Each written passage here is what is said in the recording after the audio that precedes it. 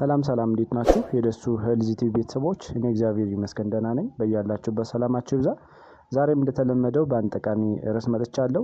በዚህ ቪዲዮአችን አብረን የምንማማረው የምናየው ስንፈተ ወሲብን ሊቀርፉልን የሚችሉ የምግብ አይነቶች ወይም ደግሞ ስሜትን ሊያነቃቁ የሚችሉ 17 አስደናቂ የምግብ አይነቶችን በዚህ ቪዲዮ አብረን እናያለን ማለት ነው። ከዛ በፊት እንደተለመደው ቻናሌን ላይክ እና ሼር ያደረጋችሁ የዩቲዩብ አልጎሪዝም ለብዙዎች እንዲያደርስ እንዲሁም ደግሞ አዲስ ሆናችሁ ደግሞ ሳብስክራይብ ያደረጋችሁ የደወል ምልክቱን በመጫን ቤተሰብ እንድትሆኑ ስል በታላቅ ትህትና ጠይቃለሁ። ወደ ቪዲዮ እንሂድ። ስንፈተ ወሲብ እንግዲህ ብዙ ጊዜ በወንድም በሴትም ሊከሰት የሚችል ችግር ነው። በተለይ ደግሞ 3 አይነት የስንፈተ ወሲብ አይነቶች አሉ በወንዶች። የብልት አለመቆም፣ ቶሎ የመጨረስ ወይም ደግሞ ፕሪማቹር ኢጃኩሌሽን ብለን የምንጠራው። ሶስተኛው ደግሞ የወሲብ ስሜት አለመኖር ወይም ደግሞ ጭራሽንም የወሲብ ስሜት መጥፋት አይነት ናቸው ማለት ነው። በተለይ ሶስተኛው እጅግ በጣም ከባድ ከሚባሉ ነገሮች ውስጥ በትልቅ ደረጃ የሚጠቀስ ነው። በሴቶች ደግሞ የብልት መድረቅ በሴክስ ጊዜ ወይም ደግሞ በግብረ ስጋ ግንኙነት ጊዜ የብልት ህመም ካለ፣ ሌላው ፍላጎት ማጣት ካለ፣ እንዲሁም ሌላው እርካታ ከሌለ፣ ይህም ከሴቶች ጋር ተያይዞ ሊከሰት የሚችል የስንፈተ ወሲብ ችግር ነው ማለት ነው። በተለይ ደግሞ በድካም ስትረስ ለምንጠራው ጭንቀት ካለ፣ የተለያዩ ጫናዎች ካሉ የሴክስ ፍላጎት እንድናጣ እንድታጡ ያደርጋል ማለት ነው። ይህም በተለይ ደግሞ አእምሯችን ነፃ ማድረግ ደግሞ ትልቁ መንገድ ነው ማለት ነው። በተለይ አንዱ ሳይኮሎጂካል ፕሮብለም ነው የሴክስ እና ከፊዚካል የሚለየው ብዙ ጊዜ ሰውነታችን ምንም አይነት ችግር ሳይኖር ነገር ግን ሳይኮሎጂካሊ አንድ ሰው በተለያየ ነገር በተለያዩ ውጥረቶች ተወጠረ ሴክስን በስርዓት ማድረግ አይችልም ማለት ነው። አብዛኛውን ጊዜ የሴክስ ፍላጎት የሚያሳጡ ነገሮች እንግዲህ አንዱ ጭንቀት ነው። ጭንቀትን ቅድም እንዳልነው ሳይኮሎጂካሊ ያንን ነገር ሳይኮሎጂካል ሜካፕ ሊያመጣው ይችላል ተብሎ ይታሰባል። ስለዚህ ጭንቀት ሴክስ በስርዓት እንዳናረግና እርካታ ጥግ እንዳንደርስ ከሚያደርጉ ነገሮች ውስጥ አንዱ ነው ማለት ነው። በሁለት እንግዲህ እንከፍላቸዋለን። እንግዲህ በተለይ ሳይኮሎጂካል ሊከሰት የሚችል እና እንዲሁም በፊዚካል ሊከሰት የሚችል ነው ማለት ነው። በዚህ ሳይኮሎጂካሊ ጤነኛ ሆነን ነገር ግን በተለያየ ነገር ስትረስ ካለ፣ ብዙ ጊዜ ጫና ካለ በእነዚህ አይነት ነገር ሊመጣ የሚችል ነው። አእምሯዊ ችግር ነው ማለት ነው። ሁለተኛው ደግሞ ሜዲካል ችግር ካለ፣ በተለይ ሰከንዳሪ ኮዝ ካለ፣ እንዲሁም ፊዚካሊ የሆነ ድካም ካለ እና አንዳንድ ችግሮች ካሉ ሊከሰት የሚችል ነው ማለት ነው። በተለይ የወሲብ ፍላጎት ማጣት እንግዲህ የሚመነጨው ከጡንቻ ድካም ሊሆን ይችላል፣ ሜዲካል ችግር ሊሆን ይችላል፣ ሳይኮሎጂካልም ሊሆን ይችላል። ሌላው ዝቅተኛ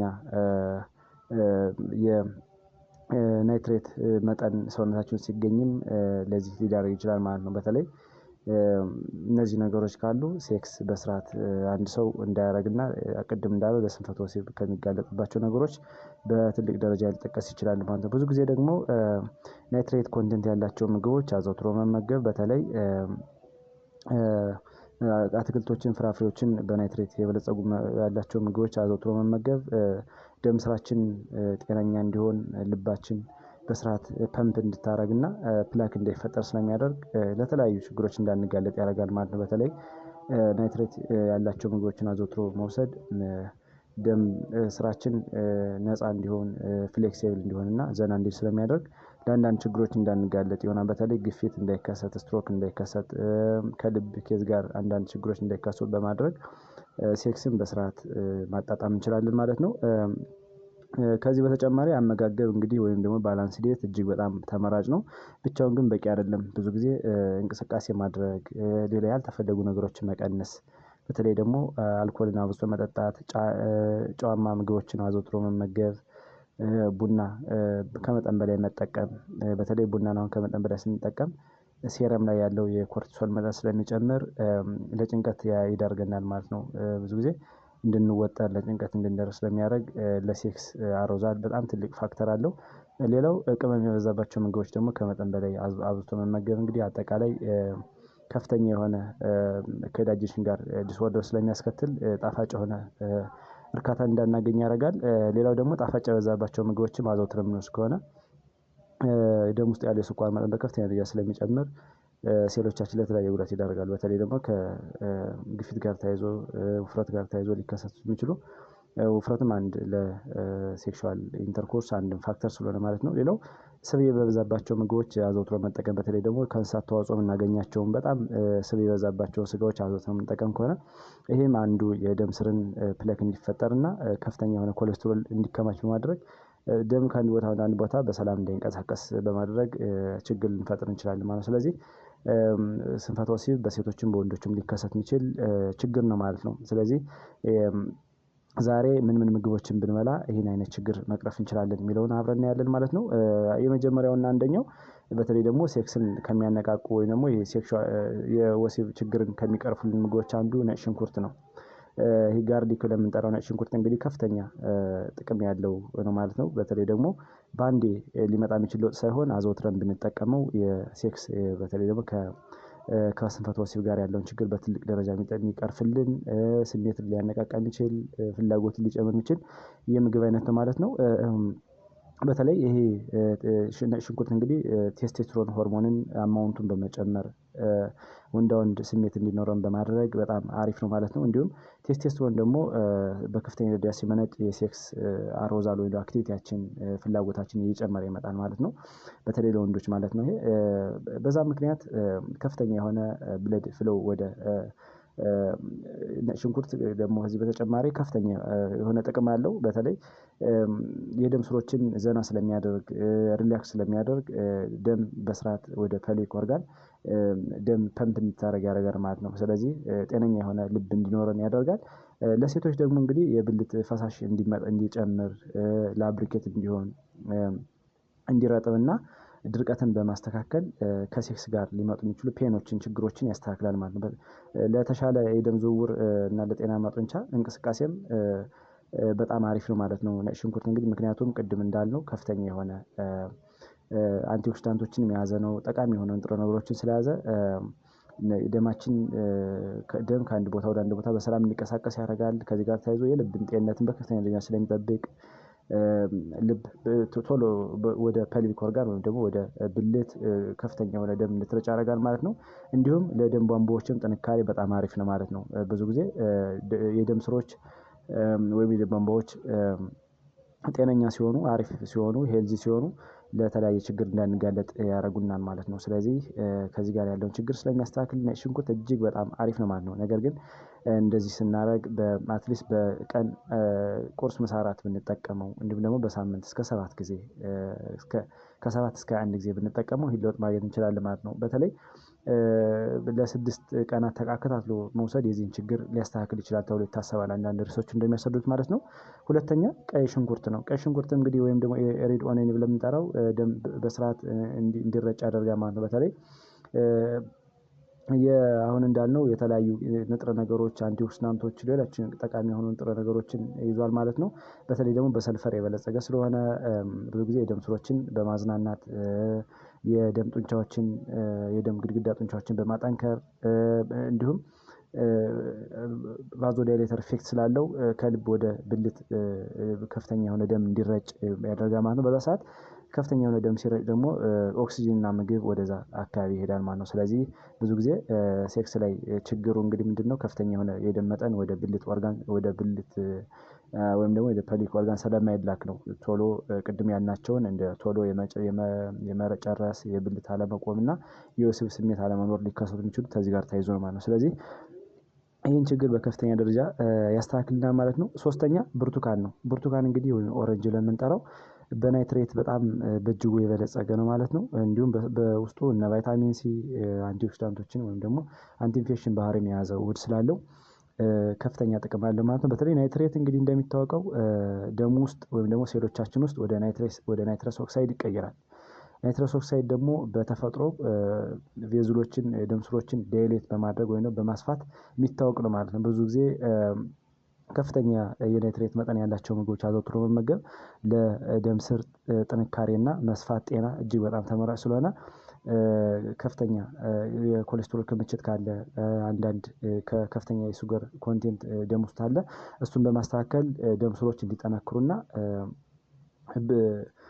ልብ ወደ ፐልቪክ ኦርጋን አጠቃላይ ወደ ብልት ከፍተኛ የሆነ ደም እንድትልክ ያደርጋል ማለት ነው። በዛ ሰዓት ኦክሲጅንና ምግብ በስርዓት በመሄድ የምንፈልገውን እርካታ እንድናገኝ ፕሮሎንጌሽን እንድንቆይ ወይም ደግሞ ቶሎ እንዳንጨርስ በማድረግ ስሜትን በማነቃቃት በተለይ ደግሞ ቅድም ያልናቸውን ከወንድ ጋር ተያይዞ ከሴት ጋር ተያይዞ ሊከሰቱ የሚችሉ አንዳንድ ችግሮችን በትልቅ ደረጃ ያስተካክልናል ማለት ነው። ስለዚህ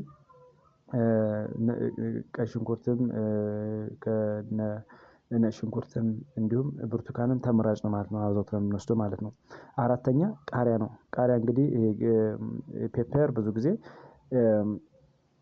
ከፍተኛ የሆነ ብለድ ፍሎ ወደ ፐልቪክ ኦርጋን እንዲሄድ ያደርጋል ማለት ነው። በተለይ ደም ስሮቻችን የተለያየ ችግር ካለ ፍሌሽ ያደርግልናል ወይም ደግሞ ያጸዳልናል። በዛ ሰዓት ደም ስሮች ሲጸዱ ፍሌሽ ሲሆኑ በተለይ ደግሞ ከኮሌስትሮል መብዛት ጋር ተያይዞ አንዳንድ ተርብድ ሊያደርጉ የሚችሉ የደም ፍሎውን ሊቀንሱ የሚችሉ ችግሮች ካሉ እነሱን በማስተካከል ከፍተኛ የሆነ ምግብና ኦክሲጅን ወደ ብልት እንዲሄድ በማድረግ እርካታን እንድንጨምር ስሜታችን እንድናጣጥም ያደርጋል ማለት ነው። ስለዚህ ቃሪያም እጅግ በጣም ቆንጆ ነው ማለት ነው ብንወስደው። አምስተኛ የሮማን ፍሬ ብለን የምንጠራው ፖሜግሬን ብለን የምንጠራው የሮማን ፍሬ በጣም ናይትረስ ኦክሳይድ የተሞላ ነው።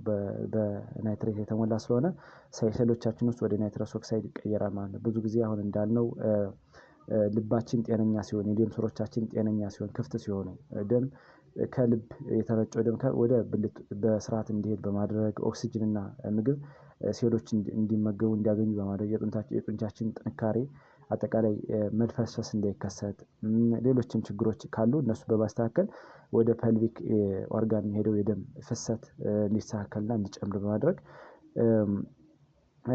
ከፍተኛ የሆነ የሴክስ ስሜት እንዲኖረን ቶሎ እንዳንረጭ እና አንዳንዴ ደግሞ ድካም እንዳይከሰት በማድረግ በጣም ተመራጭ ነው ማለት የሮማን ፍሬ ማለት ነው። ይህን አዘውትሮ ቢጠቀሙ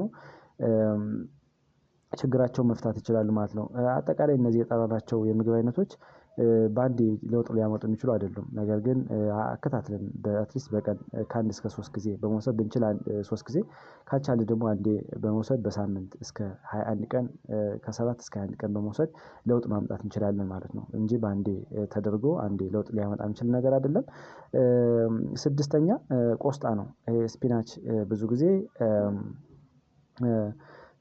ማስልን ወይም ደግሞ ጡንቻን ስትሮንግ የማድረግ የማፍታታት እና ጠንካራ እንዲሆን ስለሚያደርግ ለሴክስ በተለይ ደግሞ አጠቃላይ የፐልቪክ ኦርጋን ያሉ ጡንቻዎች እንዲነቃቁ ፈታ እንዲሉ ስለሚያደርግ በጣም አሪፍ ነው ማለት ነው። እንዲሁም ሌሎችም ንጥረ ነገሮች አሉ እነ አይረን፣ ፎሌት እነ ቫይታሚን ሲንም ስለያዘ የደም ዝውውር በከፍተኛ ደረጃ ወደ ፐልቪክ ኦርጋን እንዲሄድ ይገፋፋል ማለት ነው። በዛ ሰዓት እርካታ እንዲኖረን ፍላጎታችን እንዲጨምር እና ቶሎ እንዳንረጭ እና ለብዙ ሰዓት እንድንቆይ ያደርጋል ማለት ነው። በውስጡም ቆስጣ ናይትሬትን ይዟል ማለት ነው። ናይትሬት ወደ ናይትረስ ኦክሳይድ ተቀይሮ በተለይ ደም ስር ላይ ያለውን ችግር በመቅረፍ ደም በስርዓት ወደ ብልት እንዲሄድ በማድረግ እጅግ በጣም ትልቅ ስራዎችን ይሰራል ማለት ነው። በተለይ ጡንቻን ያዝናናል። የጡንቻ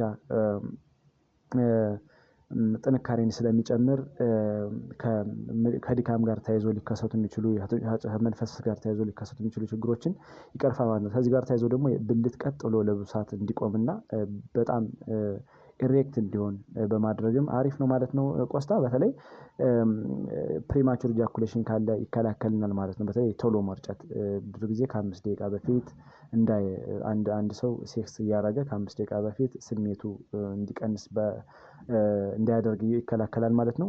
አይረንና ፎሌትን ስለያዘ እንግዲህ እነ ቫይታሚን ስለያዘ እጅግ በጣም አሪፍ ነው ማለት ነው።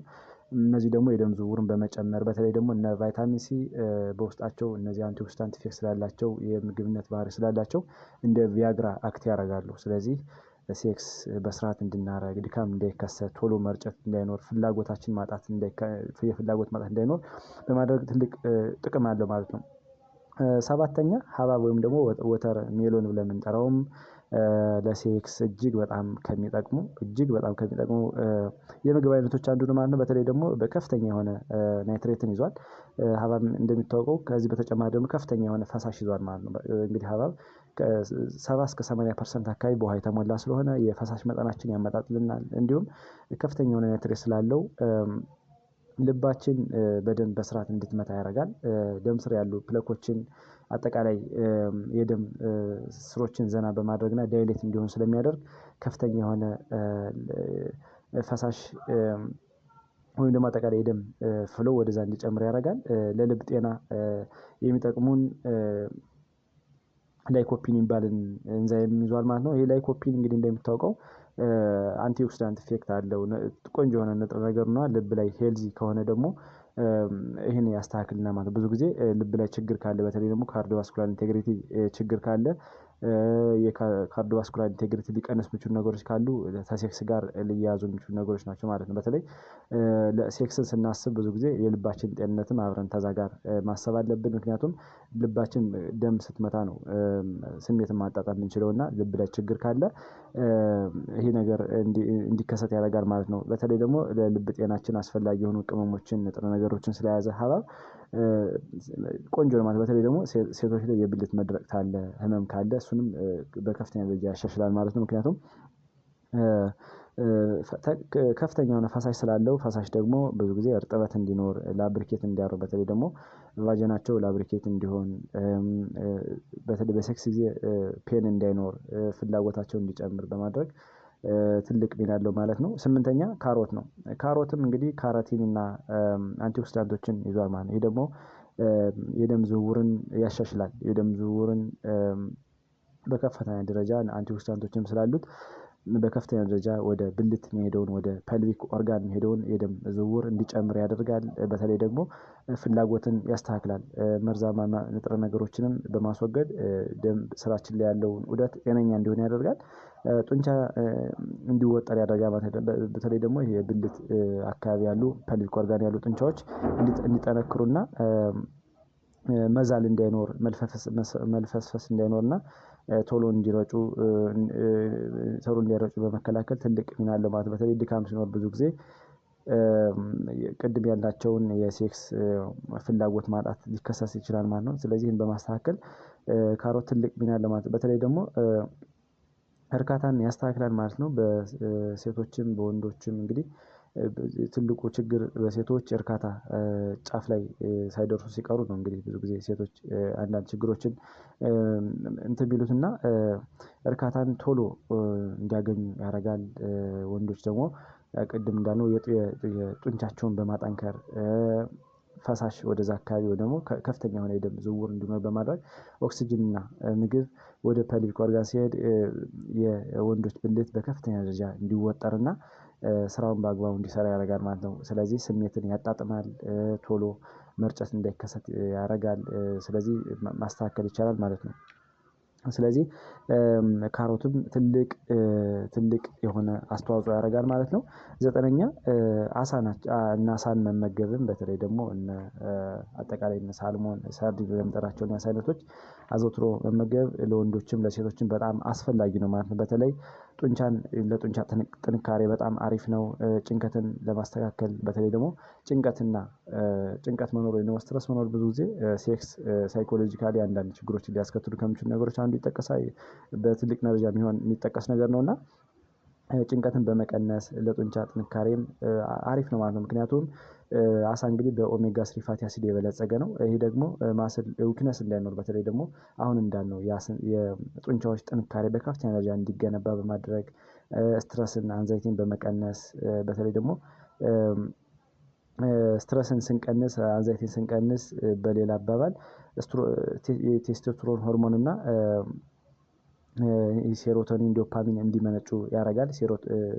የቴስቶስትሮን ሆርሞን ደግሞ በከፍተኛ ደረጃ እንዲጨምር ያደርጋል ማለት ነው። ስለዚህ ስትረስ ሆርሞኖችን ስንቀንስ ደግሞ ብዙ ጊዜ የላቭ ሆርሞኖችን እነ ዶፓሚን ሴሮቶኒን እንዲጨምሩ ያደርጋል ማለት ነው። በዚህ ሰዓት የሴክስ ፍላጎት እንዲኖረን እርካታ እንዲኖረን ሴክስ መጣጣም እንዲኖር ያደርጋል ማለት ነው። ስለዚህ አሳም እጅግ በጣም ተመራጭ ነው ማለት ነው። በተለይ ደግሞ የኦሜጋ 3 ፋቲ አሲድ ልብ ላይ ያለውን የልባችን ማሰል ደም ስሮች ጤንነታቸውን ስለሚጠብቅ እንዲሁም ኮሌስትሮል እንዳይፈጠር በተለይ ደግሞ ጠቃሚ ያልሆኑ ፋቶች እዛ አካባቢ እንዳይከማቸው በማድረግ የደም ስሮች ዘና እንዲሉ በማድረግ አጠቃላይ ለደም ስርና ለልብ ጡንቻዎች በጣም አስፈላጊ ስለሆነ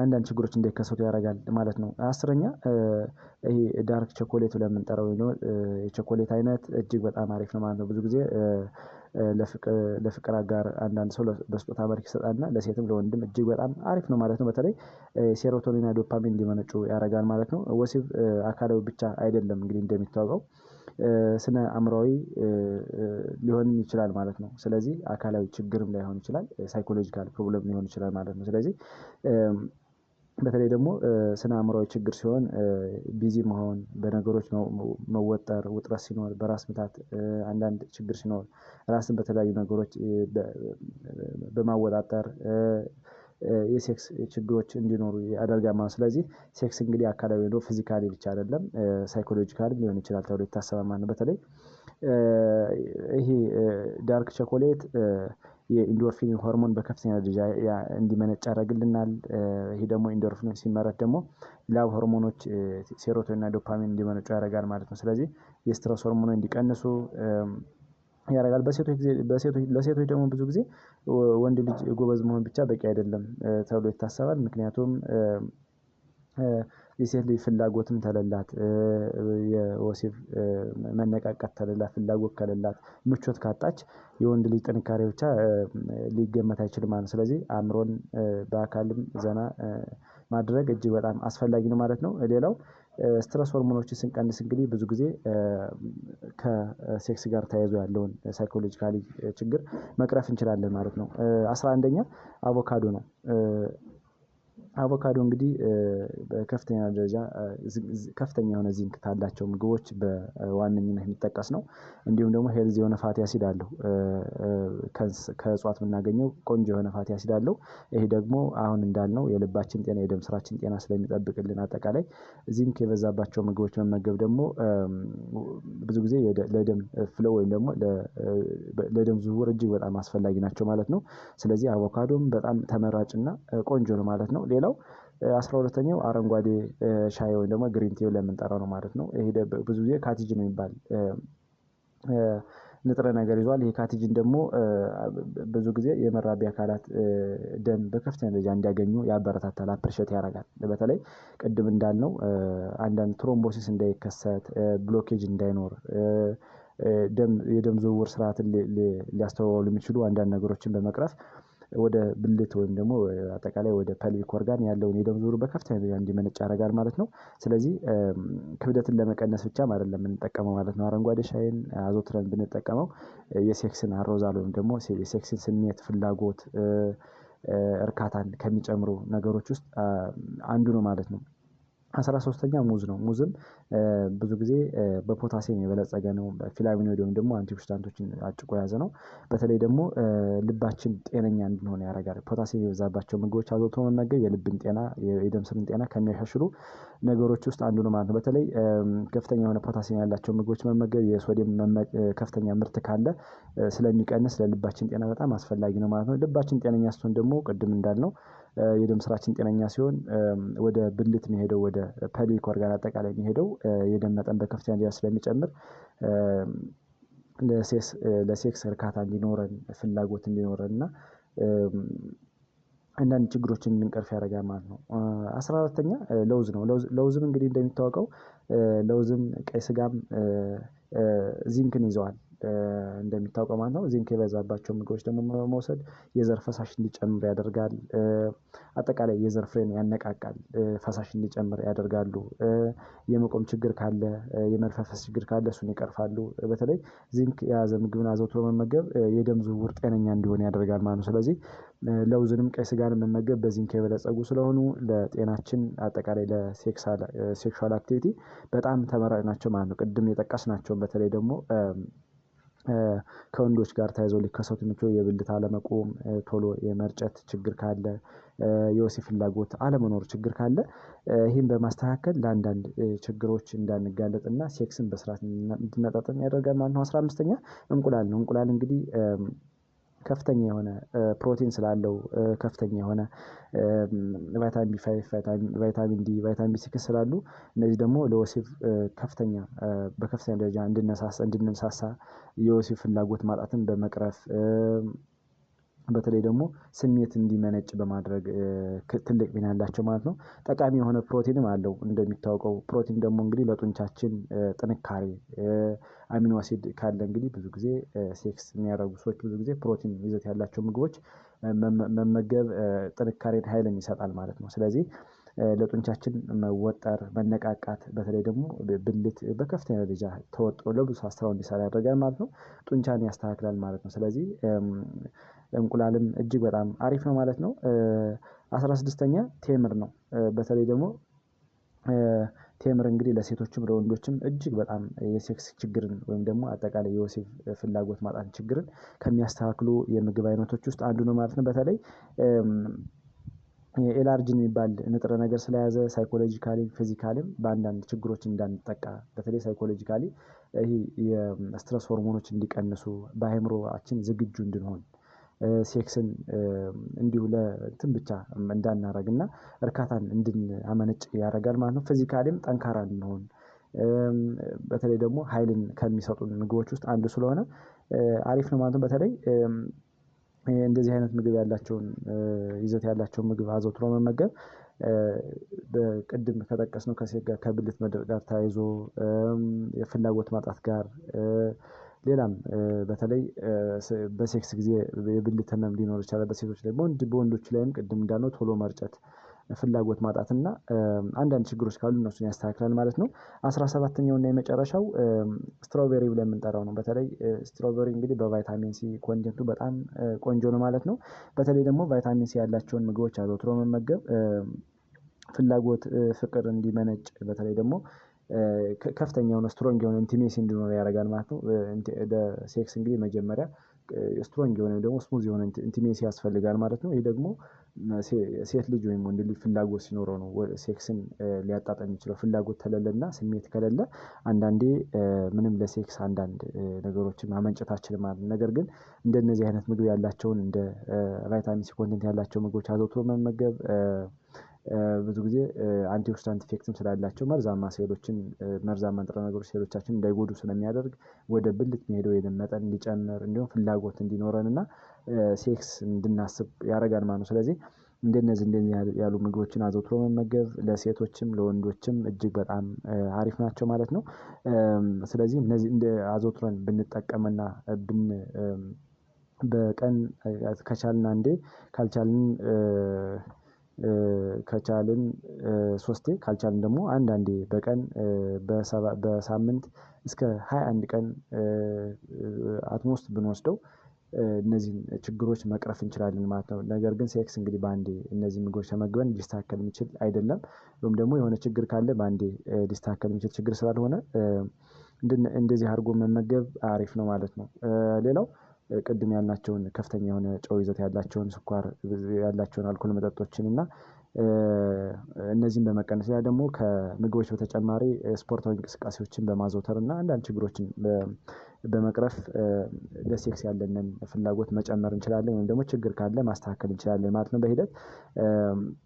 ከዚህ በተጨማሪ ደግሞ እንግዲህ አንዳንድ ችግር ካለ ከምግብ በተጨማሪ በቅርብ ከሚያገኙት ጤና ባለሙያ ደግሞ በሚቀርቡት ሄልዝ ሴንተር በመሄድ ችግራቸውን ለባለሙያ ዲስክሎዝ አድርገው ኢንፎርሜሽን በማግኘት በተለያየ ነገር በሳፕሊመንት መልክ በተለያየ የሚሰጥ መድሃኒት ስላለ በእሱ ማስተካከል ይቻላል ማለት ነው። እንግዲህ ዛሬ ስለ እዚህ አጠቃላይ ስለ ወሲባዊ ነገሮችን አወራን። ቀጣይ ላይ የምለቃቸው ቪዲዮዎች ለእናንተ እንዲደርሷችሁ ላይክ እና ሼር እንዲሁም ሳብስክራይብ ያደረጋችሁ የደወል ምልክቱን በመጫን ቤተሰብ እንድትሆኑ ስል በታላቅ ትህትናና አክብሮት እጠይቃለሁ። ባይ ባይ።